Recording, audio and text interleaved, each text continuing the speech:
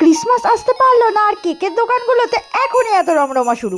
আরে বাবা, কতই বা খরচ হয় একটা কেক বানাতে, যে এত দাম নিয়ে না, দাম শুনলেই মাথা ঘুরে যায়। এই তো নিলাম 10 টাকার ময়দা, চিনি দেবো না, দিলাম 10 টাকার আখের গুড়, আর দিয়ে দিলাম অল্প একটু বেকিং সোডা আর অল্প একটু বেকিং পাউডার।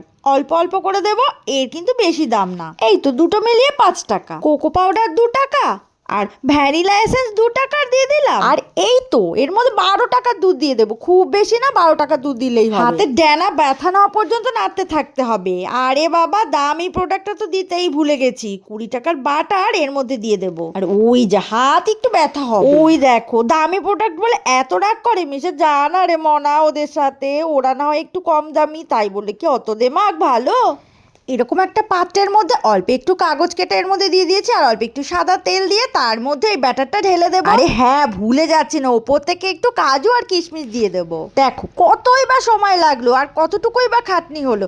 এইবার তো তাড়াতাড়ি বসিয়ে নিচ্ছি। যার যেরকম থাকবে সেইভাবেই বসিয়ে দেবে, ঢাকনা দিয়ে আটকে 15 মিনিট বেক করে। তোমার কোন কেকটা পছন্দ আমাকে তো একটু জানাবে, তাহলে সেটাই বানাবো। বেশিক্ষণ বাবা আমার দ্বারাই হবে না, আমার অনেক কাজ আছে, তাই ভালো লাগলে লাইক শেয়ার কমেন্ট করতে ভুলে যেও না।